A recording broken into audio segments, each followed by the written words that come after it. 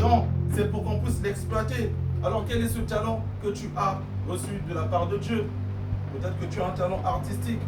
Peut-être que tu es, je ne sais pas moi, musicien. Peut-être que tu as la capacité d'inventer des choses. Exprime le talent que Dieu t'a donné. C'est par là que passera ta réussite. Très souvent, lorsque nous faisons des choses à gauche, à droite, en dehors du champ de Dieu, en dehors du chemin que Dieu a tracé pour nous, ça n'aboutit à rien. Ça peut sembler marcher pendant 5 ans, pendant 10 ans, mais tôt ou tard, plus qu'on s'écarte du vrai chemin pour lequel Dieu nous attend, on finit toujours par se rendre compte qu'on aura comme une tristesse dans l'âme. Tu es dans une fonction ou tu es dans un métier, tu peux gagner ta vie, mais tu as toujours un mal-être.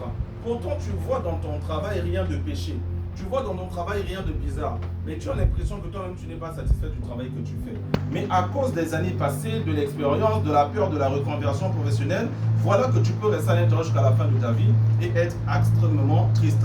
Je trouve que l'un des humains les plus bien, les plus bénis, c'est celui qui est capable de vivre en harmonie avec la vision de Dieu, avec la vision céleste pour lui. C'est pour cela que je redis encore, pour que tu puisses réussir, une des prédispositions, c'est que tu prennes le temps d'aller rechercher ce que tu as. Quel est le talent que Dieu t'a donné? N'enterre pas ce talent, parce que Dieu pourra te le ravir. Comme dans la parabole des talents de Matthieu 25, soit celui qui prend ce talent, qui multiplie ce talent, soit celui qui prend ce talent, qui fait des choses extraordinaires avec ce talent, soit celui